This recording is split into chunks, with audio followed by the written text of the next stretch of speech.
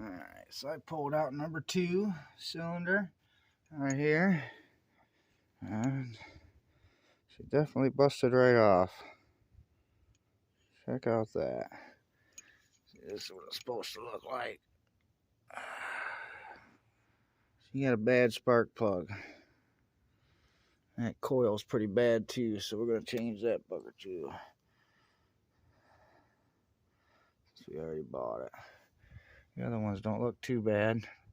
That one's pretty clean right there. That one's pretty clean. That one looks a little rough. And number 4, that one's getting there, but this one's the worst.